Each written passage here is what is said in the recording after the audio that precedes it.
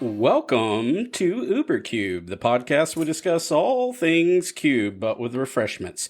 This is your host, Anthony Adams, aka UberBear, and today I'm joined by my other host, Stu. Welcome to the show. And my other host, me, I'm Magic, also known as May. And we've got a special stocking stuffer of an episode for you today. It is. Yeah. Christmas special. Christmas special. And we have brought Sloppity Ballpiper. Is that our friend of the show? Sloppity, though, right? You prefer just Sloppity? Yeah, that's what I was called back in school. I've kind of shrugged off that nickname by now. That's a shame. I think if I'd have picked up a nickname like that through high school, I'd want to roll with that. No. I'm getting that. I'm getting my name changed, birth certificate, the whole 9 yards. Welcome Sometimes to the people show. Just call you the big slop, just for out of respect. Yeah. Do you sloppity ballpiper take care? Anyway, Vince, aka Pleasant Kenobi, welcome to the show. Thanks you for coming and hanging out with us. No, thank you for inviting me. I'm excited to talk about. I thought we were talking about Cube, but from the brief before, apparently we're going to talk about Warhammer, which I can also talk about to the cows come home. Yeah, we've got a nice little blend. It's going to be Cube meets Warhammer, and there's a reason for that because of UberBear's Artifact Cube and other thematic cubes that kind of got their. I guess some of them took off from Universes Beyond, and other ones have just been enhanced by Universes Beyond. And no matter where you lie on the fence of this idea, we're not trying to convince you when we're done, but I think we can make some pretty good arguments as to why you as a curator and you as a player can enjoy some of the i.e. 40Ks and Doctor Who's and things like that, and how they can make your cube environments better. But we've got a little prelude as we do here at UberCube, and we're going to have our good friend Vince introduce you to the Sloppity Ballpiper in his best Sloppity Ballpiper voice. I am not doing a voice. that was put me on the spot. I'm not doing. I love talking and being in front of cameras and talking, but I hate acting and doing voices. That's something reasonable. I don't do. That's reasonable. So this is from the Chaos Demons Codex from Warhammer 40k. I think it's on the last edition. So jokes and songs of plague bearers infected by the chortling moraine find little purchase amidst the glum plague bearers. Nurgle's other demons find the antics of the sloppity ballpipers hilarious. Unfortunately for their foes, this disease is incredibly infectious and can cause mortals to laugh until their sides literally split. Despite their roles in using the warbands of Nurgle as they march to war, the sloppity ballpipers resign to a grim fate, eventually being reshaped into a set of pestilent gut pipes for the next victim of the chortling moraine to take up. Phenomenal. So, Phenomenal. to put some context to this and a little bit of visualization, we got some more It is a magic card. It is. Would you mind taking this one on for us, Stu?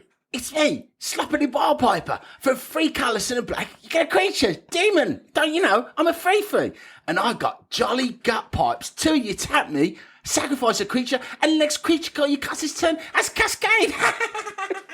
Oh my God. I think I will live 15 years longer if you never do that again. Yes. So was that a British Cockney accent? Was that what you imagine the You know, it was kind of just, I've watched a lot of Peaky Blinders recently, and then some other English shows, London shows, Manchester, and so I'm just kind of putting them all together into the most absolutely ridiculous, stupid sounding, that's it, that's all I Stereotype. got. If you just think you tuned into Channel 4, you did not. We're in fact That's BBC Two. still UberCube. That's BBC Two content right there. I don't know even if Channel 4 would cover that. That's some BBC Two nonsense right there, I'm telling you. But as we talked about, Sloppity Ballpiper, it is in fact a magic card. But Vince, you had a little bit of backstory on this Sloppity Ballpiper that I think the listeners may enjoy. There's a few little facts that maybe they just didn't understand when they cracked open that commander pack. Yeah, we can unpack the little lore tidbit that you just had me read. So essentially, the Sloppity Ballpiper is a musician. It has like you can see in the art on the magic card, it's got like a bagpipes that are made out of guts. And as the lore snippet mentions, when they're like felled in combat or they expel, they are then like repurposed to be the gut pipes. And the Jester's one that they use because they're like a comedy musician. The head of it, as you can see on the magic card art as well, is the head of the former Ballpiper. So they are like demonic, like Nurgle infestation, demonic entities that get chewed up and ruined in fights. And then, they get turned into bagpipes. And then the next one, the next herald of Nurgle, because these are called like heralds. They're like the ones that lead them into war, then plays them like a literal bagpipes. And then in AOS, I'm not gonna forget this bit. In AOS, which is like the fantasy version of Warhammer, so you got sci-fi, you got fantasy. In the fantasy one, he literally gets to pick up one of 3 songs that he can play during battle. Those songs are a stabbing "We Will Go," which makes your guys stab better. Early one evening, my pustule was seeping, which makes enemies around you like literally come out in blisters and warts. Or my love is like a ripe fart, which is the ability to create a fart-like wall that stops the enemy units from being able to move closer during combat. That'll do it. Physically block them with the power of farts. I think my wife would agree that I've actually mastered that already. But those are some pretty juicy abilities there. I like it. Good old Sloppity Ball Piper. Not just a musician, not just ripping heads out, but he's like impactful out there on the battlefield. And a comedy genius. And a Farts comedy and genius. pustules. What What's more could funnier? you- It's the peak of comedy, baby. And the reason why we mention this card and go into this huge prelude that we're doing right now is because I run this card in my 180 Munson Lords of Metal cube, right? Because this art is sick. He's playing, bagpipes going off in the war, and it's metal as AF. It's pretty metal. But before we go any further down this nonsense of a conversation, we're going to have about a little 40K Universes Beyond meets Magic. We're going to do the thing that we always do here at UberCube. We're going to enjoy our libations of the show. And Vince, you are our esteemed guest. What are you having on this delightful evening? Well, I've got 3 beverages to my side, which is something I do a lot. I have a lot of drinks on hand. I've got firstly a glass of lovely British tap water, complete with perhaps a little bit too much lime in it from the porous rocks beneath my hometown. A little too high. Yeah, I think so. But it neutralizes the acidic nature of wines and things, I guess. It helps with my acid reflux. Nice. And then we've got a glass of rosé. I think it's a pink Ganache. I don't really pay attention. I just buy the things that have the highest amount of sweetness and the least amount of dryness. So it's a sweet rosé. And then after that, I've already had one of these with dinner. I've got a zesty lemon cider called an That sounds Alsco. delicious. It looks fancy. Obviously, people It at home does. can't see it, but it's not fancy. This is from our discount European supermarket chain called Aldi. Yeah, we have Aldi. But they have. Oh, you guys have it too. Okay, do. great. They have incredible European alcohol there, like fruit ciders and such. I'll have So to I try it got Aldi. sometime. Oh, Nice. it's so good. I'm a cider drinker. I like my alcohol sweet. If it doesn't taste like alcohol, I prefer that. I like Aldo. We got one right down the street. I haven't been to one for years. We're going to I'm take a massive. trip. For years, I've been begging them to sponsor me. I've been tweeting at them and talking about them on streams and podcasts. Here we are again.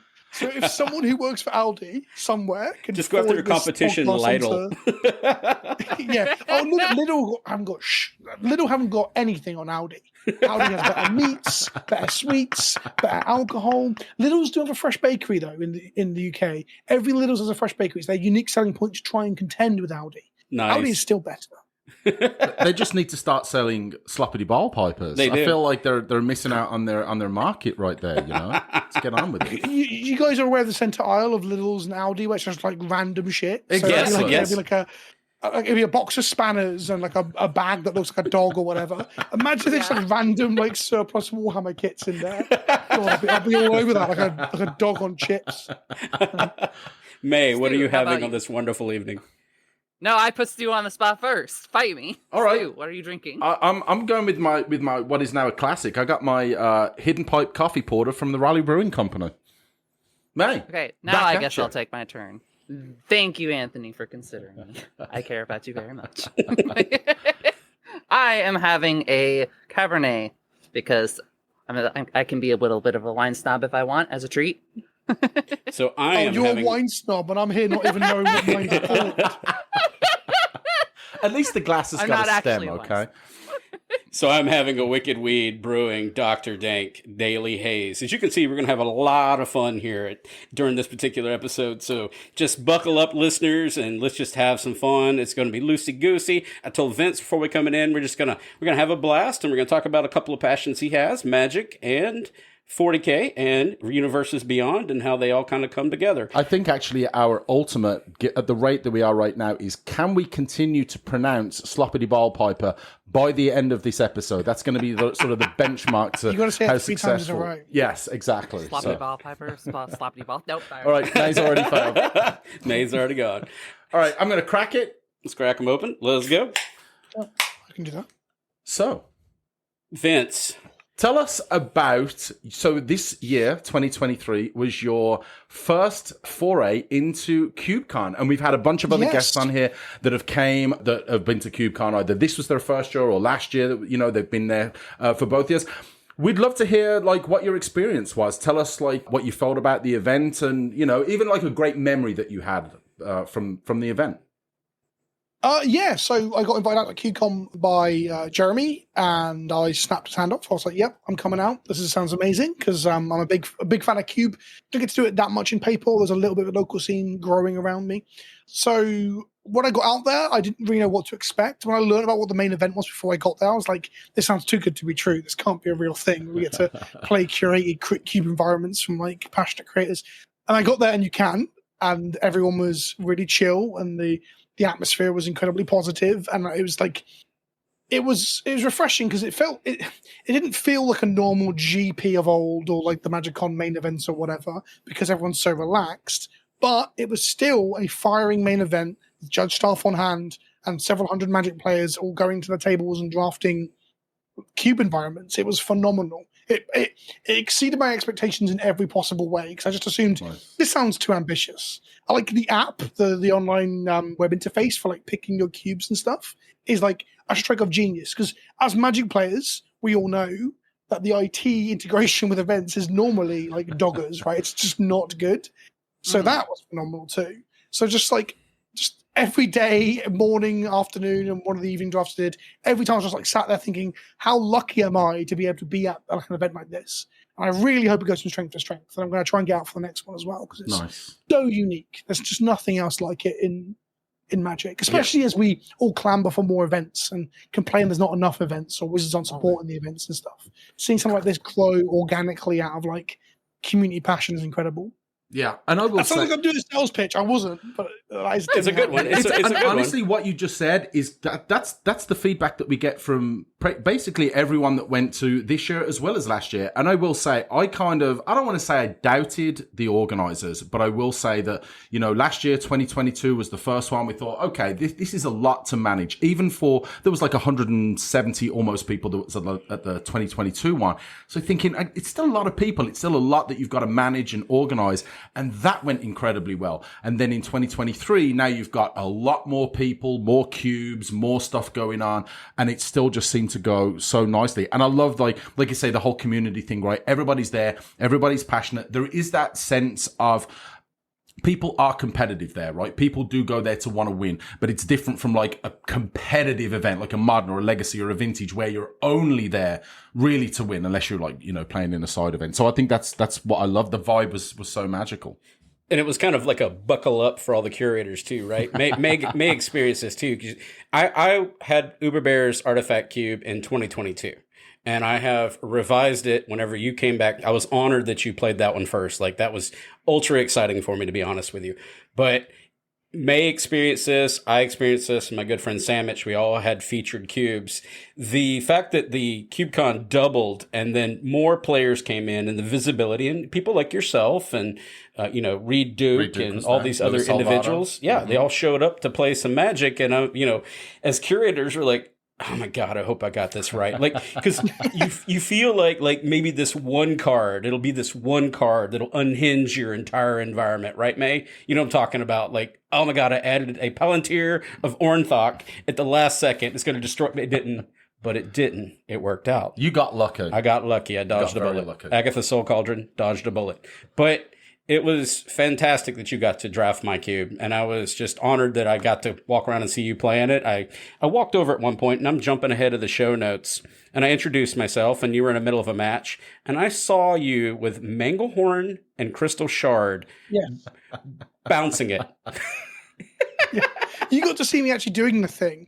You were lucky enough to come over when I was getting run over by Warhammer cards, which I guess we'll get to a little bit later. But yeah. When I realized I was an Artifact Cube, and I realized, because I perused some of the lists. I can't remember if I got to see the Artifact list. I definitely put down as a cube I wanted to play. I think I had, but I think I hadn't realized that there were a load of Artifact hate cards in the green portion of the cube, similar to how green was in original Mirrored and Draft and stuff, right? So when I opened a pack, and I think it was pack 1, at some point there's a Manglehorn, and I was like, oh, okay. And then I saw Crystal Shard, and I love me some like old school. What was the deck I played? Eternal Witness, Eternal Command, right? Eighth of our Eternal Witness, Crystal Shard, reset your Eternal Witness, get a Cryptic Command, cast Cryptic Command, that sort of stuff. So when I thought I could abuse Manglehorn in an artifact environment, yeah, that got me excited. So yeah, you saw my deck really pop off. You came across it at the exact right time somehow. I support this behavior. May. Speaking of, next year I'm going to have to hold you hostage to get you to play my fake cube. Oh, absolutely. Obviously, you enjoyed Anthony's Artifact Cube, not just Anthony's Artifact Cube, Uberbear's Artifact Cube, and we'll get to Uberbear's other cubes as well as we go through the recording. Did you have a favourite? Yes. So before we completely move on, I did say to Uberbear before this about how I couldn't remember enough about the Artifact Cube simply because it was the first one that I drafted, and I drafted during the main event I drafted 2, 4, 6, 7, 8. One fidget, and then I drafted in 2 lobbies as well, and then another 3 lobbies. So I drafted 10 cubes over the weekend. So by the time we got to now, a few months on, I was like, I don't remember the first cube I drafted. And then when you said the Manglehorn, I was like, oh, I do remember. It's like a flashpoint memory. So I'm sorry if it seemed rude that your cube was the one that I couldn't remember what I drafted, other than getting run over by It's a blur, my friend. Yeah, exactly. That's what cube was like. My favorite cube I actually did a second time because the cube creator helped me organize it on the third day was the Museum of Modern. Nice. No, it was Museum of Modern. It was there's 2 modern cubes. I feel really Modern good for Darlings. which one is named that way. It's the one with it has play sets. It has play sets of modern staples and 2 of others. Pretty sure it's Museum of Modern. It's not Modern Darlings. That was different. But Museum of Modern was a weird one because it played so much like a modern period that I really loved so much that I felt like I wasn't really playing. It was a cube environment as a testament to how cube environments can be so different and what they can do in terms of how they engage with Magic. But the games played out like old school Modern. So it's really weird. I was like, it's my favorite cube, but I felt a bit naughty or dirty because it didn't feel like I was playing limited with powerful cards. It felt like I was playing actual Modern, which shows that it achieved its goal, right? So yeah, that cube was incredible and opened my eyes to the idea of moving away from single turn and cube and the things you can do with that, invoking a constructed environment from a certain period and similar. Did you find the changing of cubes, speeds, themes, ideas, power bands jolting? Because you moved, it's like moving from a powered vintage cube to a pauper cube and can't figure out why you can't pick one anymore. You know what I mean? Like that. Yeah, no, absolutely. Because the one feature cube I had to play on camera was Creatureless, that I was completely unfamiliar with the list. So when I saw Creatureless, and someone did mention, there are tokens. Okay, I assume there's not that much token generation. So I built this dirtily combo deck and then got absolutely destroyed by everyone else playing aggro tokens. There were so many creatures in play for a Creatureless cube, it was unreal. And that's not a criticism of the creator. That's me not understanding it because you're adapting. Every other draft is a completely and utterly new environment. I literally went from Mirage Cube to Vintage Cube, I think, was the jump at one point. So the power level disparity was absolutely insane. Wow. From a 3, I am 3, not 2, sorry for dragging you to do that. it was. I enjoyed it. I absolutely enjoyed it. My deck was actually insane. But yeah, a 3-mana 2/2 with flanking was the height of power in Mirage.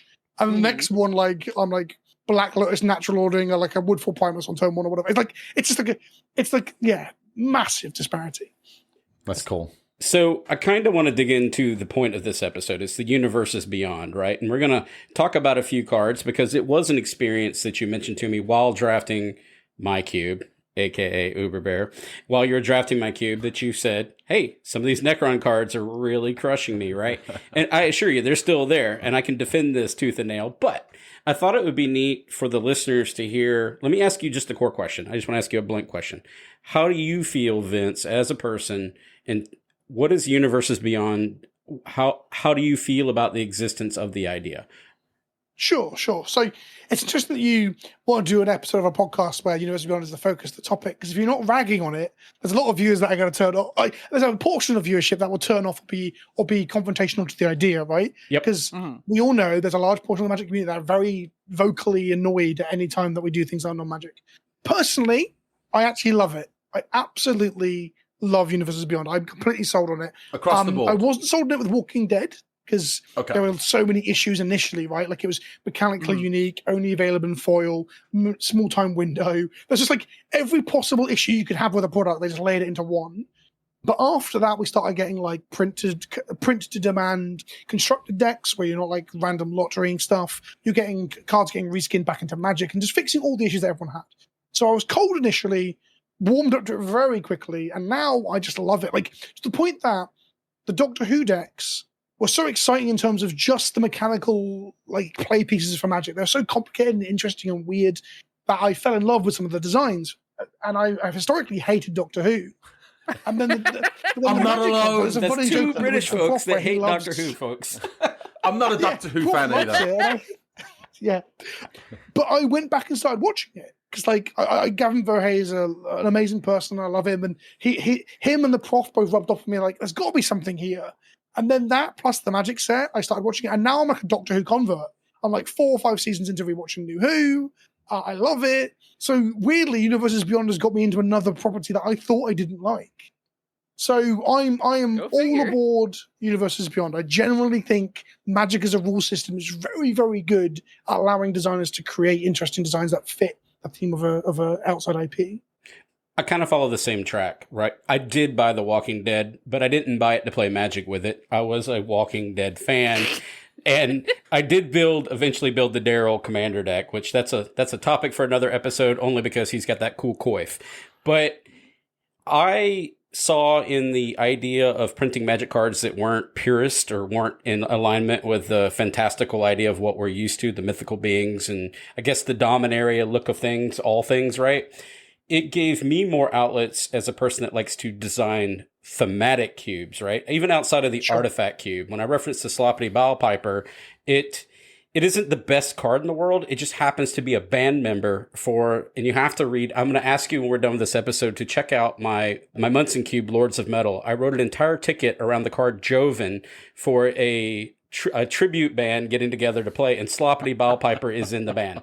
So that just kind of fills out like this thematic niche, right? So for me as a curator, you don't have to play them if you don't like them. Let's start there, right? Like if you dislike Universes Beyond, you simply do not have to interact with Universes Beyond. But if you want to pull them into your unique designs and cherry pick the ideas from different sets, it does give you curation ability outside of the norm, and we'll get to that more. Well, Vince, I think you hit the nail on the head with when it's done right, it can be just magnificent, right? And I will agree. I think, and you can look at the reaction to the Doctor Who stuff. That has been incredibly positive.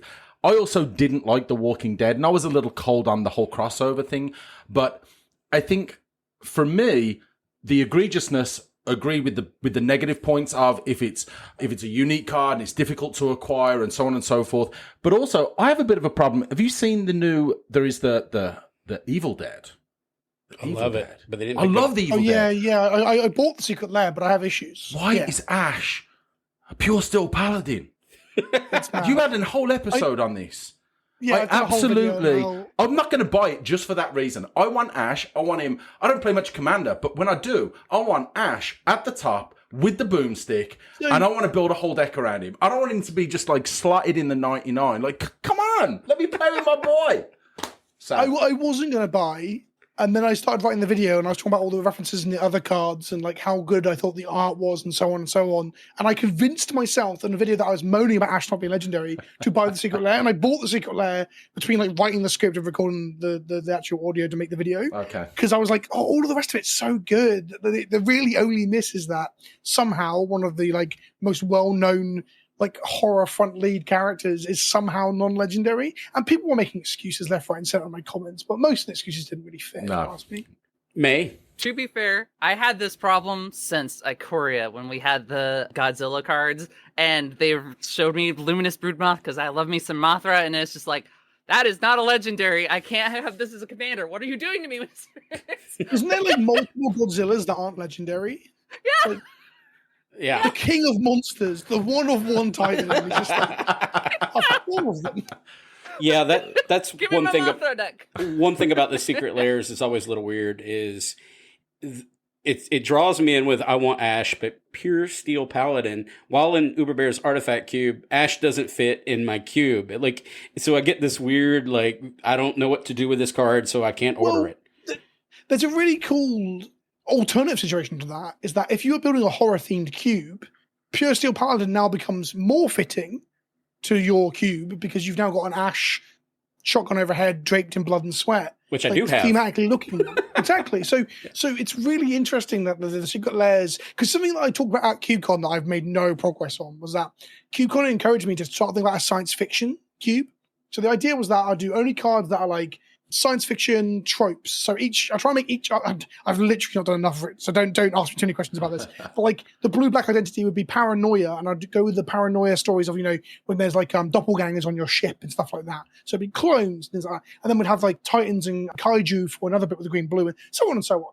And in the circumstance where they change things and put different art and stuff, there's a future site that has a literal space rocket on it, for example, from one of the secret layers. So you actually get this point where you get cool secret layers that can fit your cube. But in reality, you can also just get alterists to alter your cards or get alter sleeves. So True, I mean, I'm true. saying this, but in Which reality, we are an affiliate. You're an affiliate of Alter Sleeves as well, aren't you? Yes, I am too. We are too. Let's go.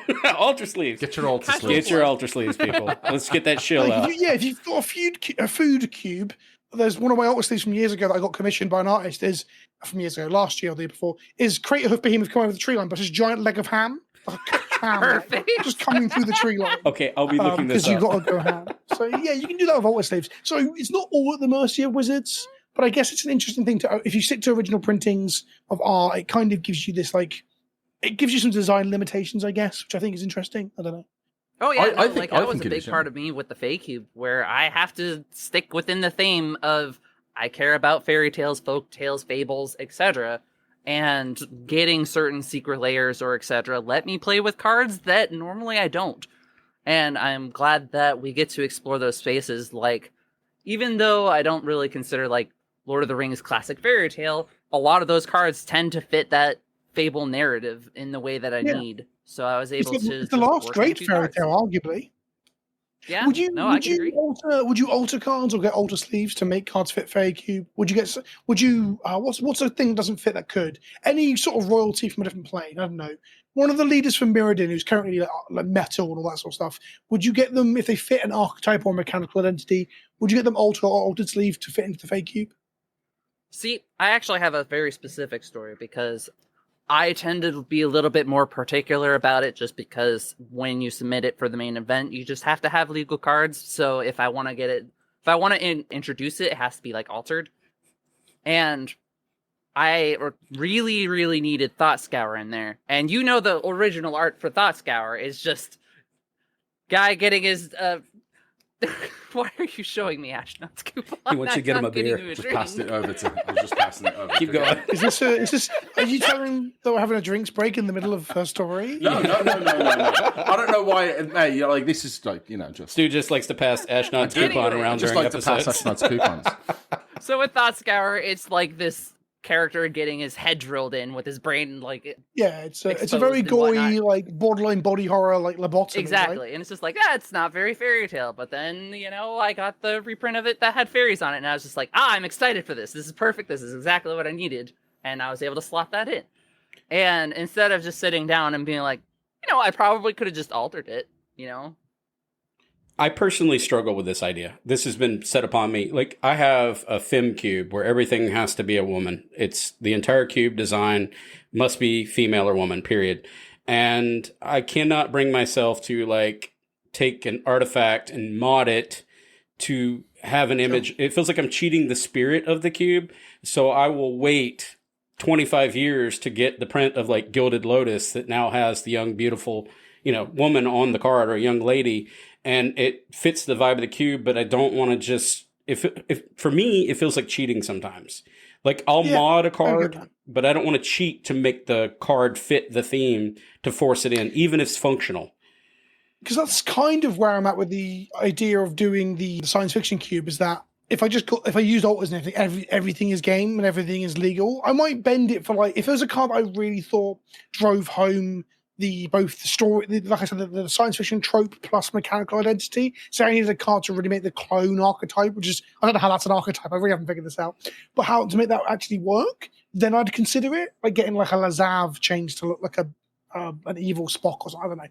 But I do agree with you that it does feel like cheating because although it's arbitrary and we are allowing Wizards of the Coast to put those barriers in place, it does kind of I don't know. It allows you to stop somewhere. Because really, if we allow alters in our thematic cubes, you can just do anything. You can just alter it. What's just stopping you alter from a making vintage, cube, getting all of them altered to fit the specific theme? That's my next one. I was going to say, like vintage cube, but everyone's a pony, which sounds great actually. I think that'd be very funny. Well, this is why I'm being so. Sounds like a blast. This is why I'm being so particular. So I have this Doom cube. I am a huge fan of the early Doom games, right? So the cards that I'm putting in, artistic references to the original Doom games, are the crux of the design space for this cube. All the flavors and the themes and the mechanics are kind of pretty secondary, to be honest. I just want it to play well. But the theme of the cube has to be that. And I'm really being so strict on myself. And even cards where, when Anthony's looked at cards, UberBears looked at cards and be like, man, that's so Doom. And I'm like, yeah, but it's not the Doom. It's not the Doom that I'm looking at. It's not the OG Romero Doom, right? That's part of those original games. So, and I'm not going to alter cards, even if they're flavorful for the cube. Like, I want Wizards art that looks like those OG games, and I want to play Alice in Chains while we're So we're were jamming you it. really hoping the Evil Dead secret lair would have in it, or the secret card in that secret lair would be a shotgun or a chainsaw? That right? would have Yes. been amazing. I don't think we Especially know a what the secret chainsaw. card is yet, do we? I don't know. No, Have we because I've ordered it and it hasn't arrived. Okay. I know all the other ones from around that time are starting to show up, and there's a lot of random foil elves, and everything's a command tower. There's so many different command tower variants in these There are. secret lairs right now. I saw one I'm hoping. that I'm looks hoping like for the chainsaw. windows. Hear me out. What if the card that, like, this is just me railing the conversation from alters. What if you took Embercleave as a chainsaw? Yeah, that'd be sick. Okay. That would be I would jam pretty that. flavorfully appropriate. I'm jamming it. I think it should be the shotgun. They won't because it's wizards. But it'd be Oh, yeah. better if the Embercleave, the thing that literally blows your opponent's head off, is not the chainsaw. It needs to be the boomstick. And Yes. it just says, "This is my boomstick," as like the flavor text.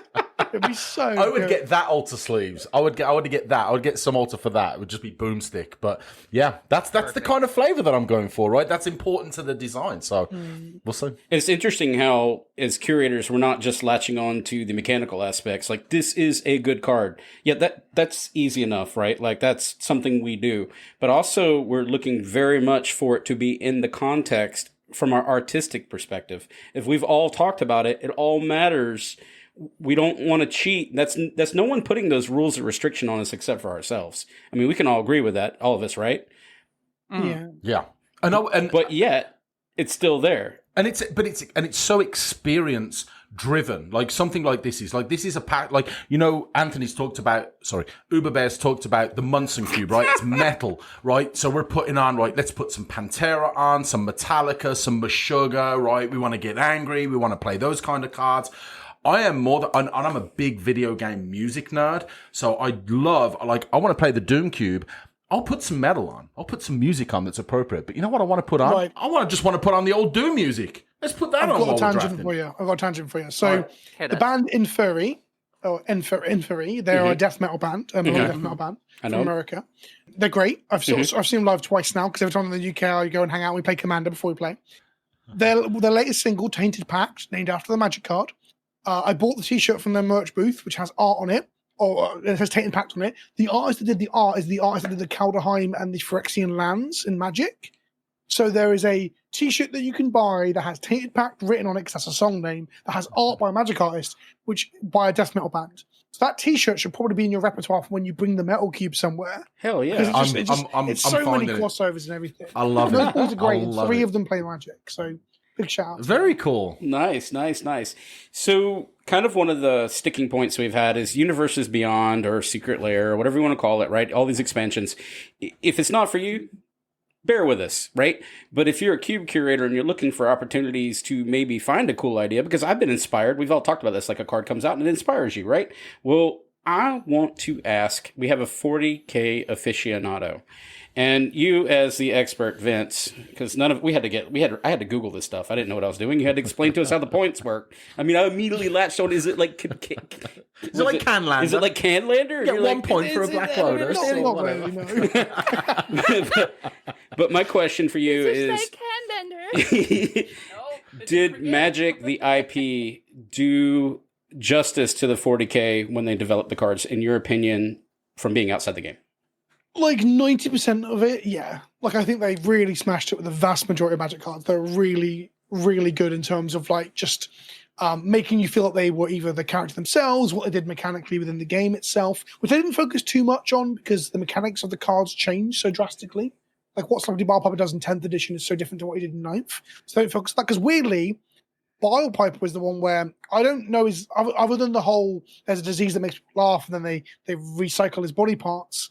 I don't really know how that works for cascading. You sack a body and you use that body to make the next spell. So it does fit thematically, of course it does.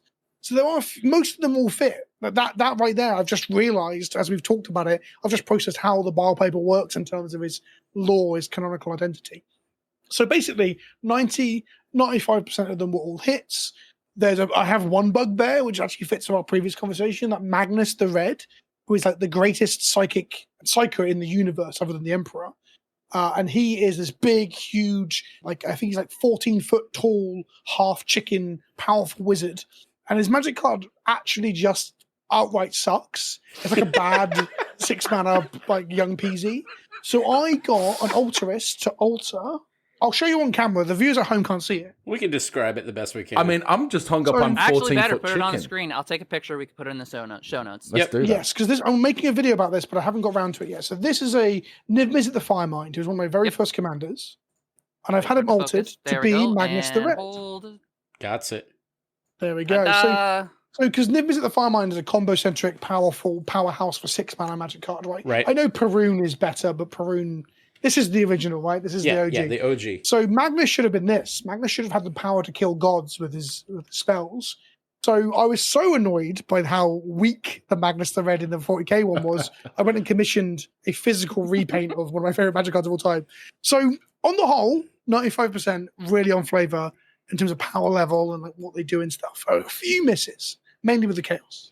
So let's talk about, we're getting back to the My Artifact Cube. That's the inside joke. I'm sorry, My? Who's My? My. But My Artifact Cube, one of the things that you'll find in a lot of artifacts is that black isn't very represented in the color spectrum as far as artifacts are concerned, right? So when the Necrons came out, 40k, it was a gift basket for me as a curator.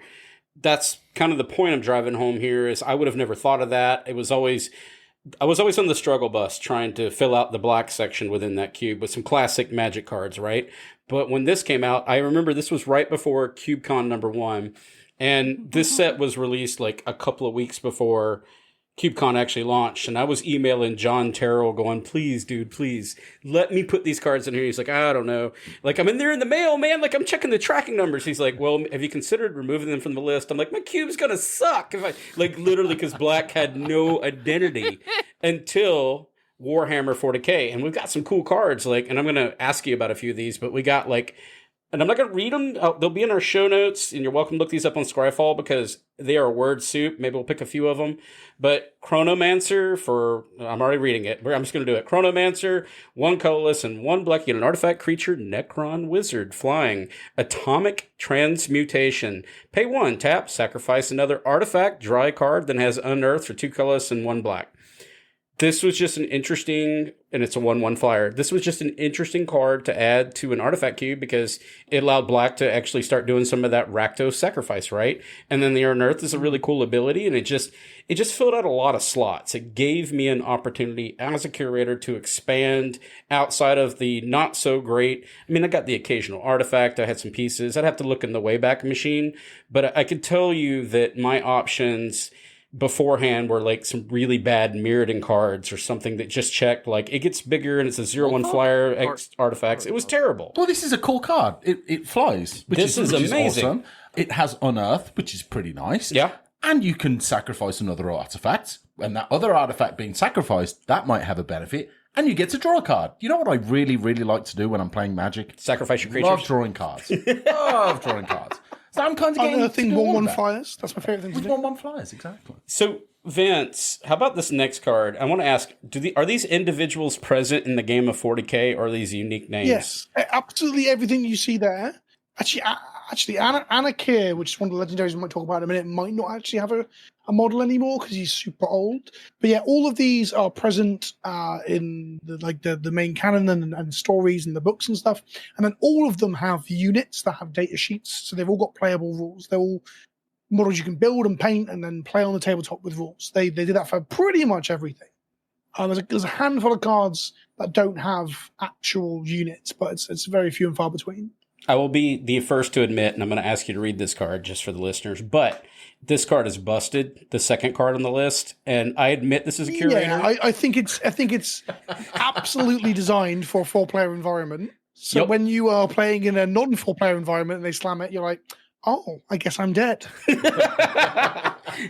Would you mind taking this one on, please, sir? Sure. So we've got a 3-mana, black and 2 of any other color for a 3/2 Necron Noble, and it has Menace. This is the Scorpek Lord. So these are, for a bit of fluff and flavor, these are the 4-legged Necrons. They're part of the Destroyer cult. So when the Necrons were transformed into robots to save themselves from like the radiation and the diseases that they were suffering from, the Destroyer cult are the ones that didn't make the transference well. So they're all driven mad and they all want to go into melee and just rip people up. So that's all the Destroyer cults. The Scorpek Lord is the leader of the Scorpek versions of these. He has Menace himself, and then his command and protocols give other artifact creatures you control +1/+0 and Menace. And then if that wasn't enough for a haymaker that you land and make your black artifact aggro deck just one-shot someone out of nowhere, he has Unearth as well. So you can even, I don't know, discard him to other effects, sack him to draw cards off your Chronomancer. You could entomb him into the graveyard. I don't remember if entomb was in your cube. You can do all these things. Yes. It's not? It is not. I've chosen not. Yet. Yet. Yes. At that point, we're pushing the power level to... I guess it starts to get concentrated to cards like this. I mean, on the surface, this card doesn't seem like absolutely not so busted. But I think if this was put into a standard or even a Horizons set where they're thinking about 1v1... Well, that's not true.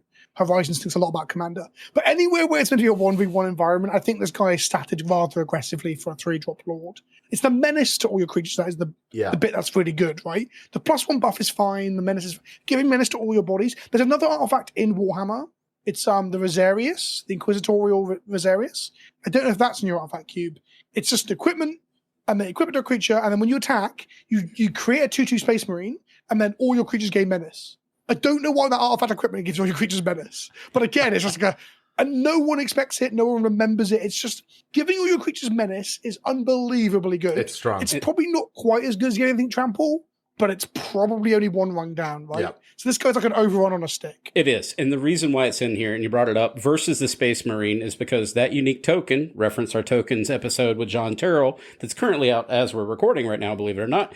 But I didn't want to add additional tokens. I am trying to do token control. And May and I have talked about this on another episode where we don't want to oversaturate. And the Marines are impervious to the naturalize effects, where your Manglehorn loop that you were doing earlier in our episode kills the bejesus out of this particular card, right? So yes. I wanted the vulnerability to still be present as a curator, realizing that this is an overrun effect that will just die to a disenchant. And I know that's a dies to removal argument. We've had those 1,000 times.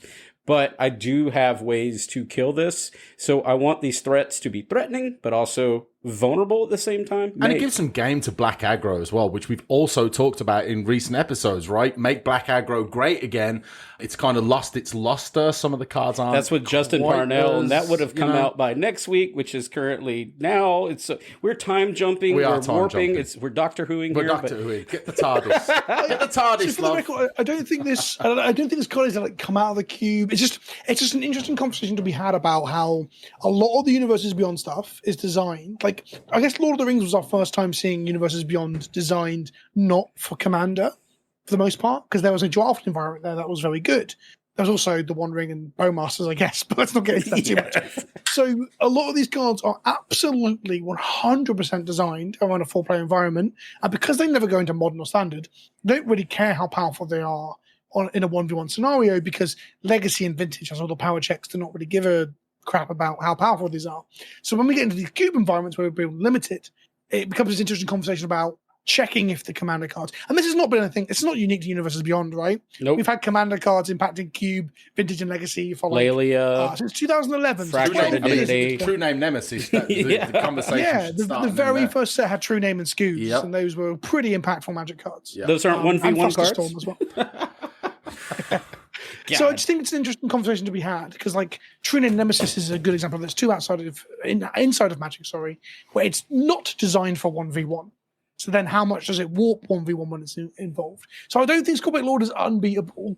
I just think it might be one of the best black creatures in your cube, if not the best. I agree. Here's a question for you then: is there a better black creature in your cube than Scorpic Lord for that archetype or that game plan?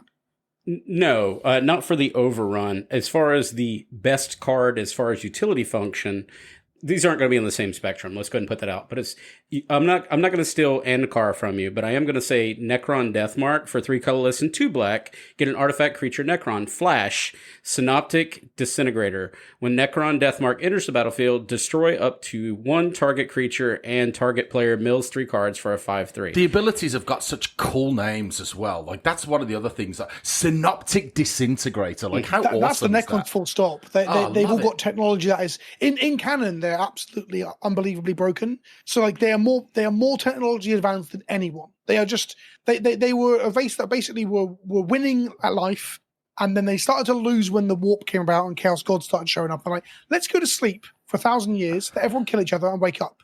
And they wake up 1,000 years, or 10,000 years later, and the Chaos Gods are worse. The Tyranids have showed up. The Orcs are a thing. They're like, oh no, no one killed each other. They all just like got into a war and it never stopped. Anyway, and they can travel fast and like a blink of an eye with technology that's far beyond ours, all this sort of stuff. So Necron weapons always have the craziest, coolest, like sci-fi meets like eldritch horror names because they're meant to be so technology advanced that if a human were to even try and comprehend how their guns work, it just doesn't make any sense. And the death marks are the snipers. That's why they just appear out of the teleport and bang, just take out your. Yeah, this one's got a bit of a sniper vibe about it, right? It's got the hood and it's got the long gun with the big sight on it, like, oh, man. And the singular, awesome. powerful art. It's almost like the visual design of Warhammer might have been done by people who know what they're doing. Yeah, Wow. I agree. It's pretty strong. The reason why I'm saying this is more powerful is because it kind of runs into that Ravenous Chupacabra on Flash for 1 more mana. And from a cube curation standpoint, it has more viability and a lot of like powered vintage if you're looking for something to fill that slot. Versus Scorpic Lord kind of plays more into the artifact creature. So it's very specific to my environment being artifact creatures you control, get menace and +1, right? Yeah. So that it's a curation choice at that point. May, would you mind taking over the Necron Overlord? I'd like to talk that one out and the logic behind including this in my artifact cube. It's been in and out. Sure. So the next one is Necron Overlord. 2 black for an artifact creature Necron Noble. It's a 2/5 and it has Relentless March. Pay X, tap it. Tap X, untap artifacts you control. Target opponent loses X life. This galaxy once knelt before us, and it will do so again. 10 out of 10. 10 out of 10 for that. I like this card a lot. I think it's awesome. So on our journey back from CubeCon, we had a massive in the minivan debate about like, what are you going to change, Anthony? Because we left, right? And we got feedback from, as you talked about at CubeCon, there were all these people playing at different professional speeds, different reasons, thematic speeds, and all the constructive feedback that comes with that. And I got a lot of verbal because I was buzzing around the tables. May and I talked about this before. And one of the things I got is you said, I got overrun by a lot of like small creatures. We'll just say like the equipment creatures or whatever. The biggest argument here was that big old booty. That was that 2/5, right? Like that is pretty good stopper for some really fast aggro stuff. Nonsense. That was the first argument that my friends, Stu and Chris and all these guys were talking about on the road trip back. Put this card back in. The Relentless March has a very associated cost to it, right? Pay X, tap X of your things. You have to be very vulnerable to that. But that's a very powerful effect, but I don't think it's too powerful from a curation standpoint. And this fills out that 4 mana slot nicely. What do you think about this one, Vince? I think, like, thematically, it's really cool that he utilizes his armies over a longer term to crush the galaxy before his boots. But from a gameplay perspective, I think this ability gets stronger and stronger on two things. One is how much flash or instant speed effects you can hold up. So, for example, you can hold up Deathmark. They do nothing on their turn. You just pay 5 mana, attack your 5 things, and do 5 damage to them, right? So you're playing this defensive end of turn flash tap out thing. And then secondly, it's how defensive you can build into that. So you said big booties, right? If you've got multiple X4s, which like just brick wall aggro, and you just sit dodo ducking and just tapping out at the end of your opponent's turn, and that's the kind of strategy I like. Holding up my crystal shard at the end of their turn to reset something, having a 2/5 body. This card reminds me of Aether Grid, Gear Up Aether Grid, those sort of things. I love making treasures and clues and then never drawing cards or making mana and just tapping them to shoot people. That is my jam. Like Tireless Tracker, if there's a cube where Tireless Tracker and Aether Grid can grind my opponent out, oh, I'm into that. So it's that sort of stuff. It depends on like his power levels again, depending upon how much you can build around that, I guess. I like that. And again, that might be good. Well, it depends how many tokens you can make and how many of you can give Menace, I guess, as well, is the argument. But yeah. I like it because I've always looked at these cards and thought, I don't need 300 artifacts to make this good. I don't need 15. I don't need 10. 2, 3, maybe. If I'm so two glad or they three, didn't put sorcery speed on this, by the way. Yes. Oh, yeah. So important. That is a trend that needs to die. Yes, sorcery speed stuff is... It makes sense from like, the limited environment of like current like Ixalan and stuff, right? Where, well, does it? Maybe I'm being too nice. The maps should have been instant speed. So maps probably could have benefited from not being sorcery speed because they would have been useful, right? But at the same time, Get Lost, the new removal spell that makes 2 maps, I love that card. Currently playing Timeless on Arena, their version of Vintage. I'm playing a Chalice deck, no Plowshares, 4 copies of Get Lost. I'm blowing up people's Okos, and the opponent doesn't know what to do when you kill their Oko with a 2 mana instant. Anyway, getting on to a tangent there. It's all the creatures from Ixalan that tap to do cool things. All of them, for the limited environment, are all sorcery speed. So I will never play them in Gladiator, Highlander, Commander, Brawl, Cube, or anything. Because I'm like, I'm not putting a sorcery tap 2 creatures card in any of my decks. So that sorcery speed restriction has made almost every card in that limit environment just like useless to me in a way, which is a shame. I don't know. Don't know how you guys feel about that. I agree. I don't like doing anything at sorcery speed. I don't even want to win at sorcery speed. I want to win at the end step of the player to my right. That's the kind of way that I like to play Magic. You know, you've done your turn. Okay, thank you. I'm going to win now. Start shuffling your cards. They start speed. the combo and you get them. Yeah, absolutely. That's my jam. I started playing in Portal, so I love sorcery speed. Just FYI, guys, it's my favorite speed. The time is now, old man. Don't interrupt. Time is now. I love sit in the car. Get in. We're playing at Magic. Speed. Bear yells at clouds. Vince, what about this Anarakar, the Traveler? What do you know about the lore of this thing? Like, what is? This is going to be a blank from me. I'm not familiar. He's coming out of their like portal technology, which is called I think called Dolmen Gates, which is a reference to like Gaelic folklore in the real world, I think. But anyway, yeah, he travels. It's from his name, and he's using their portal technology. But as far as like in canon, what he does or who he is, I'm not really familiar with him. Sorry, there's a dark spot upon my knowledge there. The cards from the 40K set, though, did give me an identity profile for Black that was very unique, and that's kind of what we're trying to drive home from this: is whether you're on the fence is love, hate. As far as Universes Beyond, it does allow you to cherry pick as a curator what fits your need or no need at all, right? Like that's what's interesting. Even the secret layers and all that. I'm neither pro or against any of these ideas. It's just when they come through, I'm not as excited or enamored about the secret layers, for example, as they once were because they're not so secret. They're every 3.5 weeks, but simultaneously, I, as a curator, and I think May, we get to find some cool arts and stuff that fill out our niches. May, what are your experiences with any of the Universes Beyond as far as we talked about? I think you said D&D kind of fits some of your profiles, etc. Oh, yeah. Like, my favorite, technically, Universes Beyond, it doesn't have, like, the little triangle thing, so I don't know. Doesn't count. Doesn't count.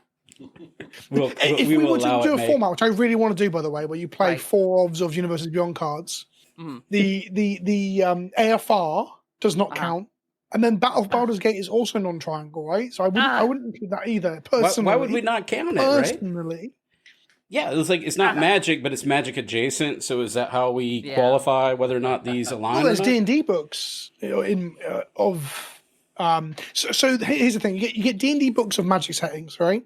And you get Magic sets of D&D stuff. Yeah, But that's you fair. probably would never get a D&D book for Doctor Who. That's my That's a good point. point. Wait for it. We're leaving company. Wait for it. We'll talk in 5 years. 5 years. Okay, I can understand your argument there, and I can agree with that. Well, they've just fired all their But- D&D creatives, actually, so maybe the door is open now. There's no resistance anymore because We need Hasbro has material. fired everyone. Mad Magazine. Chris We're Cox. looking for new people to write for Magic. Yes. So Anyways, what I mentioned earlier was Lord of the Rings was just kind of the big one for me because it's like, these are cards that happen to fit my themes that I am already doing. And I'll also note that because it was such a good limited set, a lot of those cards ended up becoming loved for budget cubes. Absolutely loved. Like the entire land cycle combined with the DMU lands, those are the perfect like intro budget fixing package that you need for your cubes. Cool. long Anyways. pause. You all love mentioned some the fixing. you mentioned the artifact earlier, the 3-mana Lord of the Rings artifact that makes puts pressure counters on itself and then makes you scry and then you mill and shoot in the face. Palantir of Palantir. Ornithonk. I love that Paladin card of so much. Paladin of Ornithopter. Yeah, Paladin of Ornithopter. So I put the running joke here, Vince, is UberCube is so the difference between May and I is she likes to take her time. She's very deliberate in her cube changes, whereas I am very spontaneous. I just open up a binder and go, let's go, right? Like it's cube night. Well, right before CubeCon, that and Agatha Soul Cauldron, both those cards came out, and I'm like, oh, well, these would be pretty great. So I'm going to put Palantir or Ornithonk while I was at a charity event for Extra Life. We were doing that, right? You were? And I saw this sweet, skinned out, beautiful foiled, and I'm like, this would be really pretty in Uber Bear's Horror Cube. Let's go. And then my buddy one night, he was sitting there opening up his trade binder, and he's like, I've got a Agatha Soul Cauldron, which I'm going to spare everybody reading that card. I'm like, this card seems pretty good. Does stuff. I'm going to put it in Uber Bear's Artifact Cube. And like a week later, I like submitted them both for CubeCon with no testing. And that's kind of been the running like quip here. Whereas May, every 6 months, she'll take a time and deliberate, ruminate, decide. I don't know about 6 months. It's more 6 like 3 hours. months. I don't Hours have and a that half. much 6 restraint. hours. There's definitely a restraint. new Fey cube every 6 to 8 hours, right? Let's be honest. It's pretty frequent, the updates. But they're meaningful updates, right? They're purposeful. They're not just like, this card looks cool, we'll throw it in there, right? There's a reason for those changes. Whereas I just go, this card looks cool. But it's cool that there's different approaches, right? Yeah. Neither one is right. It's yeah. That's some the beauty people are of Cube. methodical. Some people are scatterbrained, disorganized messes like me. That sounds like yourself as well. That's good. Yeah. I'm not saying that is what you are, but Yeah, that's what when you're saying like, that's what I would do. That's what I do. That's 100% what I did. So I got another question for you. It's kind of it's another, I guess, sector or a faction or what do we call it now? Kindred within the universe of beyond of 40K. And we're jumping over to the two-headed giant and I guess we're going to call it the peasant grouping because there's one here. But what is the Tyranid Prime? How does that equate to the lore? So they are called factions. The Tyranids are basically spacefaring aliens that they can't travel. They're really unique compared to everyone else. So there's not really any named characters. There's a handful.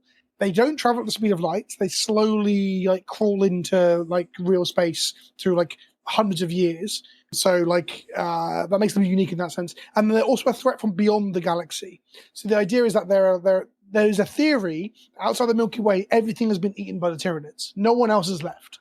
And then the Milky Way, which includes everyone, the Necrons, the humans, the Eldar, the Orcs, and so on, we are the last bastion, perhaps, in the entire like expanded universe because nothing else is left. So when you see maps of the universe, you'll see tendrils coming in off the side of the map. They're called literally tendrils, which are the Hive Fleet encroaching into our space. So the Tyranids are basically the bugs. They're basically the bugs from Starship Troopers. Often jokingly called the bugs and so on. I'm doing my part. Yeah, exactly, and that's the thing. Starship Troopers is this massive, like, pastiche of fascism and propaganda, and perhaps to an extent American culture around war as well. I need to rewatch it. Agreed. I really It's do. one of my favorite Yeah. movies of all It's time. Great movie. It's top 10 movies that right wingers don't understand when they watch it. Anyway, Warhammer is back on the tabletop, but with a British sensibility and mocking of Margaret Thatcher. But yeah, so that's what the Tyranids are. And the Tyranid Prime is not a prime of the Tyranids itself. It's a weird one. There's Tyranid warriors, which is like just basically armored, basic frontline troops in a sense, but they're like elite frontline troops. And the Prime is just a leader for them. in essence. And the evolve mechanic is because the high fleet, the Tyranids adapt. So the idea is that if you fight them in one sector, you'll jump to another sector, and then when you fight them next, they would have evolved or adapted to what you were doing because they're constantly changing their physiology. There's actually only like 2 or 3 strains of Tyranid, and all of them grow and change different ways. The Trigon, the Gaunt, and so on. They will It's change. a shame that they're not red, or else I'd just be able to just Zerg rush my opponents. I know I'm jumping brands, but whatever. There are some red Tyranids. Are there? Yeah, the commander deck was red, blue, green. One of the best ones. There was a Stuffy Doll variant in red. Oh, I didn't know that. Wasn't there? Yeah. There are red ones. Yeah. So Tyranid Prime for 1 colorless and Simic, you get a creature Tyranid evolve, and that's whenever a creature enters the battlefield under your control. If that creature has greater power or toughness than the creature, put a 1/1 counter on this creature. And then Synapse creature, other creatures you control have evolve. Well, why would me as a curator choose to put this in a 2-headed giant theme? Is because I support a counters theme very much like Carmen does with the counters cube, and I'm looking to expand that. This allowed me to get instantaneous triggers where I could start proliferating and doing the wackadoodle stuff that I want to do in the 2-headed giant cube, which is all about jank, right? Very kind of falls into, I guess, David McDarby's Live the Dream type of cube, but from a 2-headed giant perspective. And when I saw Tyranid Prime come out, it really fit that. I want to do a proliferation where I start doing counter distribution, pushing them around, using cards like keyword target so I could put them on my opponent, etc. This enabled that type of stuff. So this Universes Beyond unlocked another facet of a 2-headed giant cube, right? Well, let's talk about the other one, right? The other side of this in the show notes, right? Trigon Prime, 2 colorless and Simic, Subterranean Assault. Again, these awesome keywords. Whenever it attacks, put a +1/+1 counter on it and a +1/+1 counter on up to 1 other target attacking creature. Again, amazing for either yourself or when you're in a 2-headed giant environment. But then you've got that creature can't be blocked this turn, and it's a 4/4 for 4, and it's uncommon. Yeah, so little that segues into what I'm going to say. Well, it's a little power creep question mark. Well, we talked about this on other episodes as well. Like I'm not only getting a 4/4 for 4, but I'm getting to put +1/+1 counters on 2 creatures, and I'm telling that creature can't be blocked. Dig it, because it was uncommon and it fit a very niche portion of a cube, being rarely restricted. Our good friend Samich, that had Samich's Peasant Cube at CubeCon 2023, inserted this in his environment, and the feedback he got from people like Gavin is this card was OP. Going back to your original argument in the conversation that we had in the beginning about the Necrons, where you experience some of these Universes Beyond really push the threshold a wee bit further than traditional Magic cards, and they were intended for a commander environment, yet we saw as curators the potential to fill out niche archetypes within our different platforms and our different cube rarity restricted, whatever, whether it be 2-headed giant or artifact cube, or in that case, a peasant cube, to do something a little different. It filled out a role, but then sometimes it can bite you until you get the playtesting. In this case, that card, in fact, he since removed it and put, I think, like Shark to Crab or something in there. I'm to be honest, I love Chris. I'm kind of surprised that he decided to put it in because it looked broken off the bat to me. It's nuts how powerful that is. He also, I'm shocked it's on an uncommon, honestly. Yeah, if that's an attack trigger that makes 2 creatures unblockable, in any other limited environment, that uncommon would just be, it'd be a rare easily, right? And it'd be a rare that people complain about other people opening and wrecking them. Well, let me put you in the mind of a curator, because he defended that idea, is that Simic in the peasant environment was one of the least desirable. So he wanted to put a card in there that would attract and draw you as a player at CubeCon to draft Simic. And maybe in this case it overstepped, but you learn that as we learn, right? It's through no fault. But that's what happens, right? Do you know what else is really cool about this card is that it mechanically and in canon, it's the thing that it's like their transport. So instead of getting a rhino or a vehicle that you put monsters into, the Trigon will burrow its way out and create and bring with it a squad of units that kind of like come out like a transport mechanically, but come through the tunnel with it. So in this case, Subterranean Assault is them making that tunnel so your guys can get under the defenses. Oh, flavorful, on it's point. Beautiful. Just a little bit pushed in power level. Just a little bit. So let's move over to some more Universes Beyond. These are recently revealed. This is going to be the Fallout set. And I want to talk about a couple of these cards and how I have looked at them from a curator standpoint, and I want to get some of the player feedback.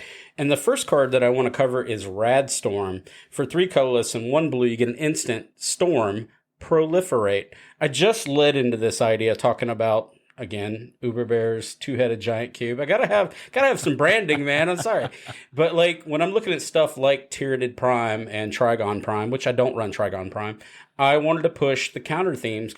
And by the way, I'm not shaking my head because of branding. I'm shaking my head because yes, let's take Proliferate and make it Storm, and then throw it in a cube. Yes, because in 2-headed giant environments, I'm just like, that just sounds like a curating nightmare. It is, because in 2-headed giant, every spell counts, right? So if Vince and I are partners across the table, if he casts a spell, I get the counters or the storm triggers based off of him doing it.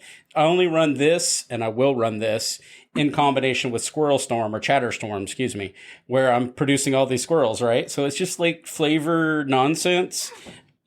So Radstorm, pretty rad in my opinion. I was going to say, do you know what I think? This card is rad. Yeah, I think so too. Get out. I'll leave now. Thank you for coming. This card feels a bit like it's okay. I'm going to say a card, but it's not, because this card is absurdly broken in the right circumstance. It's not Aetherflux Reservoir, because Reservoir just is a card that when you have the right deck, it's like when you hit Christmas Land, you win, right? Right. Mm-hmm. But Radstorm, like Aetherflux, is a card that you pick early on with the intention of trying to do the most ridiculous thing with it, and when you do it in 1 game or 2 games, you feel like an absolute king. Or queen, or whatever denomination you want, but you end up more often than not doing the thing. That's what I think Radstorm will be. It's like one of those tentpole, exciting, live the dream cards. Right. That is just fun to draft, but there will be times when your deck is a train wreck, because getting Radstorm to work will require cards that allow you to get your storm count up, but also cards that care about the proliferating and so on. So I'm curious if David McDarby is going to add this to the Live the Dream Cube. I feel like this kind of fits that profile, right? Like, just nutty. Well, Live the Dream's full of planeswalkers, right? Am I remember that correctly? Yep. Yeah. Planeswalker Storm, let's go. I mean, and again, I feel like this is one of those cards that I look at and I don't feel like I need that much storm count for this to be hugely impactful. Even if 1 spell has been cast before it this turn. 1 spell, that's it. Now I get 2 proliferates. I'm Planeswalkers to get 2, right? Especially if I've been able to do it at the end step and then go to my turn. Like, how strong is that? Like, how many Planeswalkers could I be able to make? Yeah, exactly. You're burning double spells, and then you do this, and then you're either back up to using your -3 or whatever they thought they couldn't because of the aggro. Exactly. Or it's a weird situation where you get to ultimate Planeswalk off the back and then double spelling. Yeah. And you're like, oh, yeah. Vince, would you mind taking on this next card? I think you might dig this one. The Nuka-Cola vending machine, of course. Mm-hmm. I'm actually quite a big Fallout fan. Me too. I was going to ask that. I'm huge.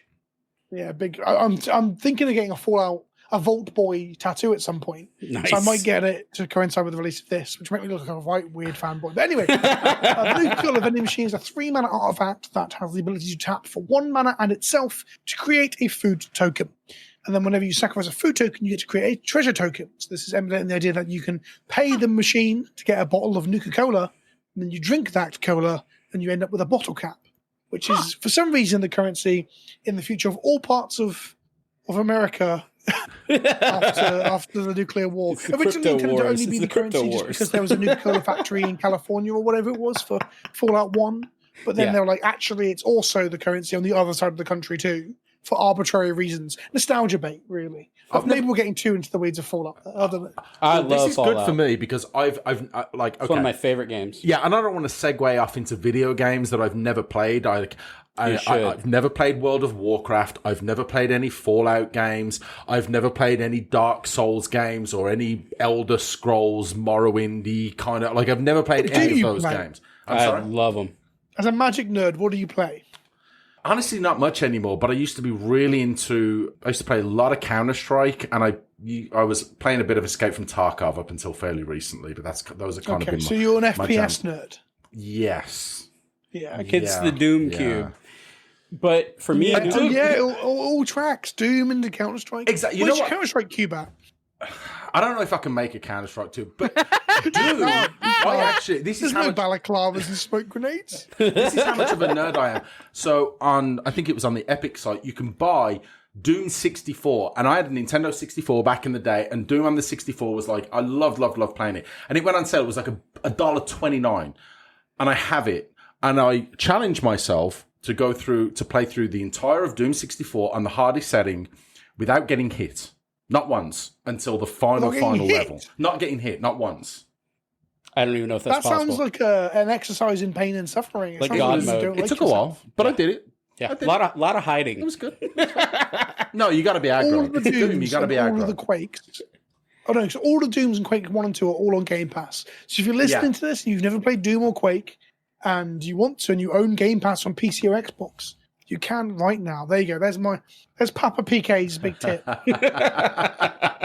PK. Okay. Oh, we got a new one. I like that. So the Yeah, Nuka-Cola that's what vending machine, for me personally, I have another one. I'm going to announce this to Vince because you're not awares.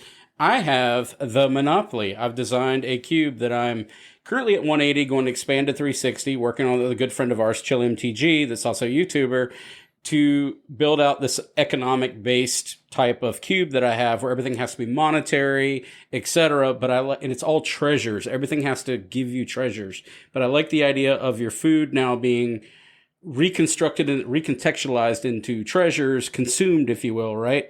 And it kind of follows the theme or the flow. May, I'm going to ask you from a thematic standpoint. You're familiar with my cube. I think you even got to play it. What do you think about the Nuka-Cola machine? Does that fit? Nope. Well, you didn't play it, but you're very familiar. Nope. Nope. You have Titan of Industry as the hotel building. I do. And Diamond Mare as the horse. I do. Where is the vending machine on my Monopoly board? Point it to me, Anthony. Where I'm going to is show it? you. It's going to be a modern version of Monopoly, recontextualized, reinvented. I'm going to refresh it for Magic the Gathering, trying to help the IP out, right, with the Universes Beyond. Trains. With Monopoly vending Trains. machine You just edition. There'll build be a trains. Monopoly so you're gonna eventually, right? Oh, it might be. I mean, There should there's be. got to be. It's the other big IP that makes no money, so they. I mean, we already have sort of the Clue crossover, so. So this next one, I'm a big fan, but Vince, I can't steal it from you. Or I can't steal it from you. It's the Alpha Deathclaw. This card is dumb. This Yes. card is very dumb. So it's I a 6 agree. mana, black, green, and 4 of any other lizard mutant. It's got menace and it's got trample. It's a 6/6. And then whenever it enters the battlefield, all becomes monstrous. You may destroy target permanent. Mm-hmm. And its monstrosity cost is 7 mana. And don't forget, monstrosity isn't just reactivate your ETB, it's also put 4 counters on it. So you can become a 10/10 with trample, and it can remove 2 different blockers across 2 turns. And beyond, on top of all of that, the bit I do like, even if it pushes its power level a little bit, is that it doesn't say non-land. So for the first time in absolutely ages, I don't know when we last got one of these, we have an ETB destroy target land effect. Yep. I don't know when we last got that. So it's kind of Woodfall crazy. Primus? That's what I mean. Woodfall Primus was put in like 2009. Yeah, I Yeah, think so we got to actually. Primus is that like the the last one? Warwind block, right? We got a legitimate Vindicate Yeah. on a stick. It's pretty great, actually. I like this card. Yeah. I don't know where this is going to fit, but this one caught my eye as a curator from the Universes Beyond. I'm thinking maybe powered vintage for like something that Cheaty McCheaterson, cheated out with like a Reanimate? reanimate it and or Sneak and Show? sneak and Sneak show. attack. So natural Yeah, order. You can LG evolution this off of a 4-drop like an Oracle of Moldiah. You can reanimate it. You can sneak it. You can show and tell it. It's kind of like Ashen Rider, but it also fits into archetypes where you're cheating on green as well. So it's kind of one of those cards that get picked up by two archetypes. 3. You're cheating with Cheatersons, you're Reanimator, Me. and then you're big green as well. I always play big green because natural ordering into Hoof to kill them is my number 1 priority. But if I can natural order on turn 3 for Woodfall Primus to take them off a color, that's my second priority, right? Mhm. And is this just better than Woodfall Primus? Probably not in the natural order deck, but it probably is in the ramp deck where you didn't get natural order. Like, this card is really dumb. It's 6 mana. I'm looking forward to it. I love it because it's 6 mana. I love cards.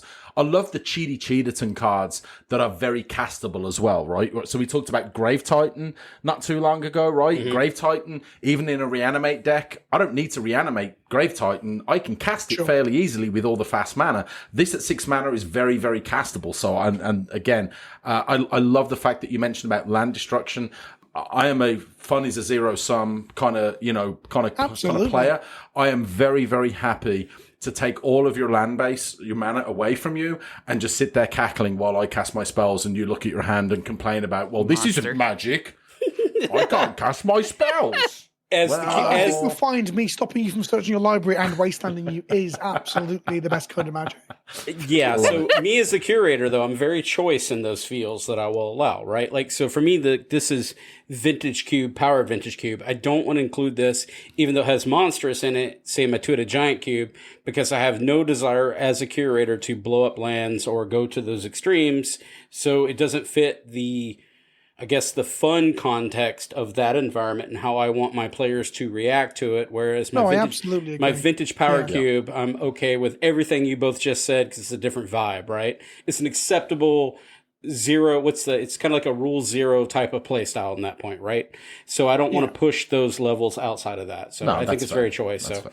My next card that I have on here, and I put this one on for me in particular, because this is going back to, this is a flashback to what we said before when we're talking about our altar sleeves and our altars and how do we get around as curators to make cards fit to our environments. And me personally, I choose not to warp cards. I'm excited. It makes like magical Christmas land when I get a brand new printing.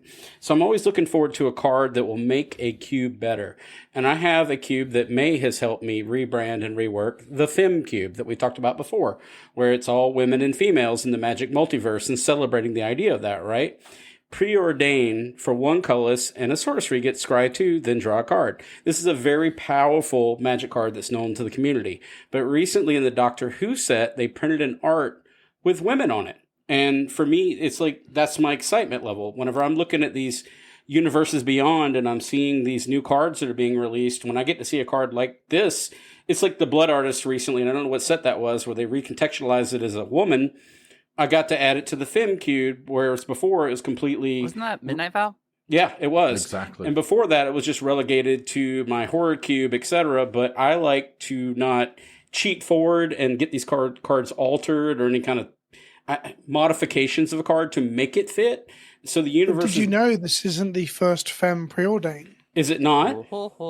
No. It's also very hard not to miss these things, my friend, because there's 1,000 sets at all times. And also, not a secret there, in Jumpstart, there was an anim... I'm also, I don't know what their pronouns are, but Animatu is on the preordain from Jumpstart. Really? I didn't know that. Yeah. But that was only... Nice. Was that Jumpstart 2? Let me check. Yeah, Jumpstart 2. I found it. So, Jumpstart 2022. So, this came out maybe 3 months before Doctor Who, and I can't remember exactly. Give or take, it's all a blur. Yeah, exactly. So you didn't miss it. You didn't miss it by like 2 years or anything, because that would have been a real kicker that you've been like waiting and waiting, and it's just been there. Finally, but that's testament to the Wizards' release schedule is quite difficult. We're not going to talk about that today, but yes, agreed. But no, you're right. Sorry, I didn't want to detract from your point. I just thought it was really interesting because, I'm sure there's one with like a little. Yeah, but that's what it's kind of like a puzzle you solve as a curator, right? Like as you're talking about designing your sci-fi type of design, and he's working on his Doom Cube. You're very explicit in your rule sets. Like May is deciding, and we're not calling it Universes Beyond, but she was trying to decide whether or not she wanted to breach out into, I don't know, the Lord of the Rings set, or she wanted to go into AFR, etc., right? And that's challenging as a curator to decide what is your... It's got nothing to do with rules that anybody... There's no rule sets outside of what you do as a curator, but it's very interesting how the Universes Beyond has allowed curators to say, all right, well, I'm just going to be patient, I'm going to wait, and I'm going to find the card that fits my requirements, my definition of how this cube should play out and how it should look. And I think it's an interesting dynamic. That's why the Doom Cube is going to be like a 9 to 10 year, coming 2029 year project. I'm just waiting for. You're waiting for the Doom Commander deck to drop. Exactly. I'm waiting for Universes Beyond Doom, and then I'll release the Doom Cube. because that's the point. So the preordained you mentioned that you were saying was the first example of the Fem one. It's the first, I think, sci-fi cube because it depicts not necessarily the TARDIS and Doctor Who, but there's someone there with like wires attached to a headdress on their head, and that can fit some of the sci-fi themes, right? So this will be the first preordained that I would allow in there. And further to that, the sci-fi cube. The reason I've done like zero work on it right now is that with Fallout coming and then space opera coming 6 to 12 months after that. I'm like, do I really want to create this thing that's going to get absolutely upturned and completely revamped by the time we get to those? So in a way, I'm excited for this idea when we get to space opera, dimensional race plus Fallout, and eventually Star Trek universes. I guess Marvel Universes Beyond will also bring tons of stuff for a sci-fi cube. Yeah, so which I'm excited just hold about, my right? horses for a couple of years, you know? Yeah. So you can see where like these universes beyond, and I assure you, I'm not getting paid by Wizards of the Coast to keep saying this. It's more. It does sound like you're trying to convince. It is. It does sound very much like I'm shilling it, but it's got more of to do with the excitement that I get and May gets, and people who do thematic curation to look for something different, right? Like an art, and we're looking for those arts that have been generated by the original artist, and it just brings me joy, right? You're enjoying building out the Doom Cube, right? I think, I think that's a great summary for what we've talked about today, right? Is how you can use not just the greater sphere of products over the last 30 years, like the standard sets, if you will, but now these extra products are providing so much more in the landscape for a curator. I will say certainly in the Doom Cube is my first foray into curating and designing a cube, and everything from the art and the flavor has been very significant for me when I'm looking at, not just the individual abilities of the cards, but again, that greater landscape and what kind of experience I'm looking to curate.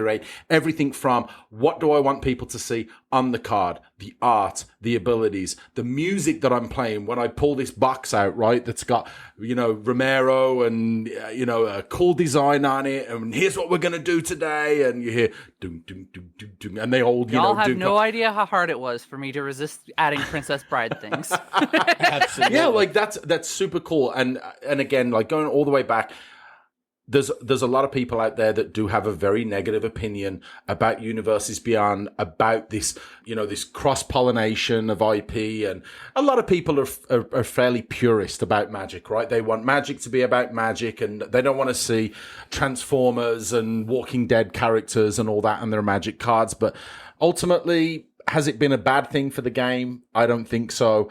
Has it been a good thing for cube curators? I think it has. I think it has to.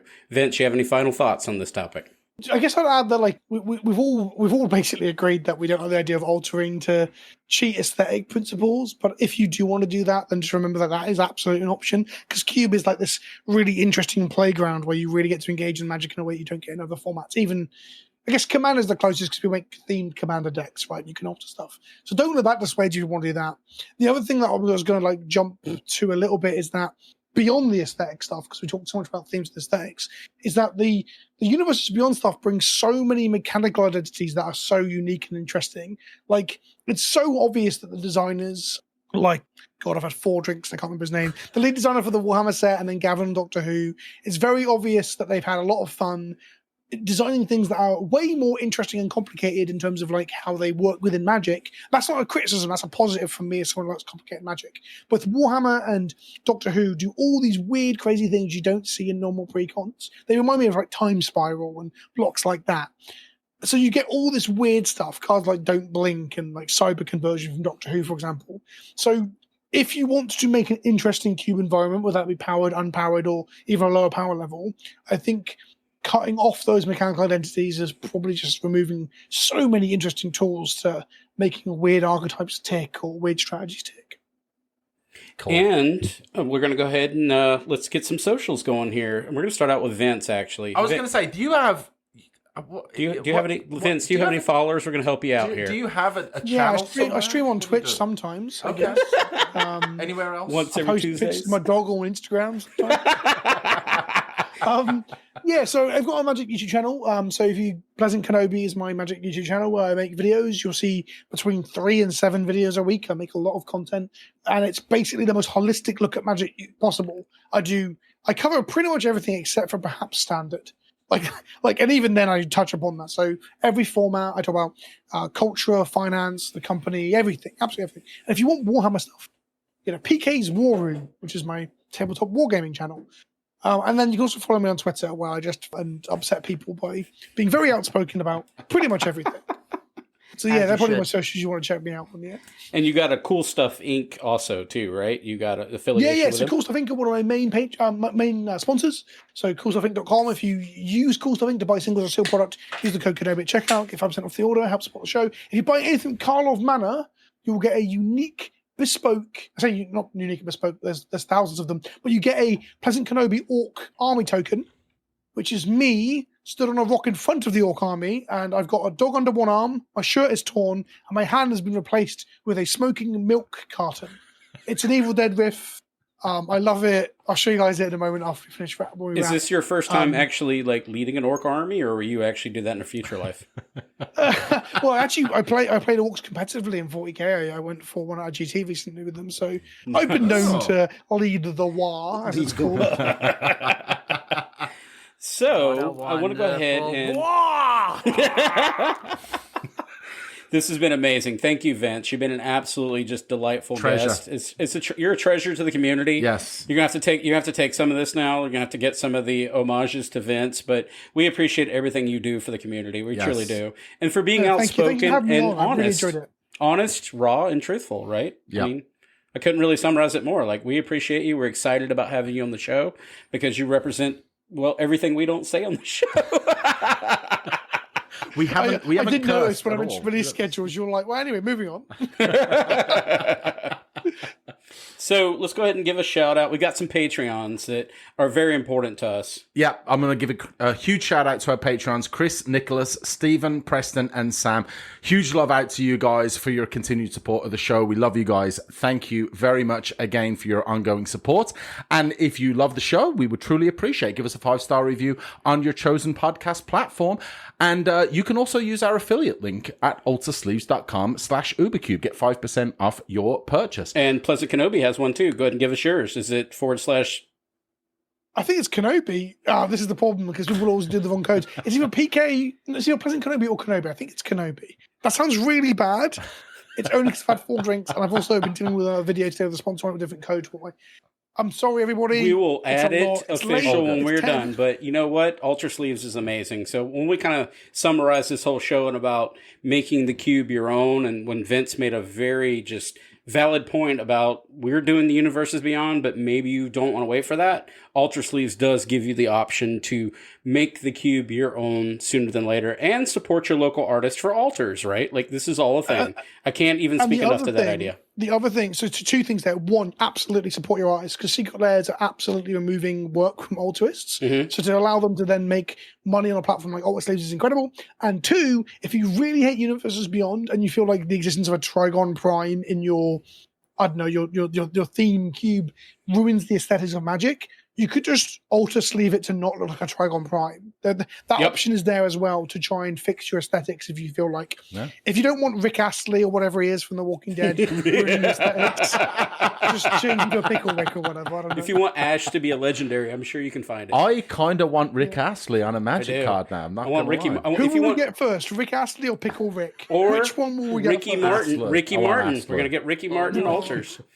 Let's go. I've done a whole box opening of Ricky Martin trading cards. There's a video out there of me opening an entire box, 36 boosters of Ricky Martin trading cards. You have chase cards, Live in La Vida Loca, rainbow foils. I've seen them. Yeah. I've seen the video. And we're totally off the regiment here, but did I tell you, Vince, that after we win, I'm playing Cube tonight, and whenever we win, every night we sign a Ricky Martin trading card. If you go 3-0. That's our treasure that we pass around the room, and it's just Ricky Martin, who owns Ricky Martin each week. So pretty sick, pretty sick. Amazing. Yeah, we're Ricky Martin's just been added to my party box, which is like a cube commandery environment, and there's a Ricky Martin in there now. Which the rule is when you cast Ricky Martin for 0, everyone stands up and has to move seat. They leave their hand in play position, and you just move seats like it's Alice in Wonderland. Anyway. And so, Stu, how can they find us on Twitter? You can find us on Twitter. We are at UberCubeMTGPod. You can also reach us via email. You want to chat about an episode or talk about Cube, you can find us. We are UberCubeMTGPodcast@gmail.com. And I'm not going to just say hashtag UberCube. I'm actually going to say go and check us out on Twitter, and you can find a link to our Discord and come and join the conversation. And we're an Ink Gaming affiliate, so you can actually get those sick UberCube playmats, Dice and bags, mouse all the pads, things. It's the whole tis the nine yards. season. This is going to be our stocking stuffer episode whenever it comes out. But if you're looking for that stuff, you're probably too late for it. But good luck. You can get in there early. People accept gifts after the holidays. People's have birthdays in January. Exactly. There's some poor soul out there with a birthday on New Year's Day, right? That no one really celebrates. Other than that, we're going to say the thing that we always say here at UberCube is Happy Cubing. Oh, sorry, I One more thought time you for were down Vince. the pin. Other than that, we're going to... Save You it. raised your hand, so I was waiting for a 3, 2, 1. No, there and is you no just like- counting. Yeah, do a 3, 2, 1. All right. Other than that, Oh, we're... hang on, before you go, are we doing it on the On the one. so you're going 3, 2, 1, and we're doing it on the 0 beat, yeah? I'm not going to count. I'm just going to, whenever you hear me say the words, we're going to start saying it. I'll go slow. You can catch it. Watch my face. And other than that, sorry, On 0. cracking me up. Other than that, we're going to say the thing that we always say here at UberCube is Happy Cubing.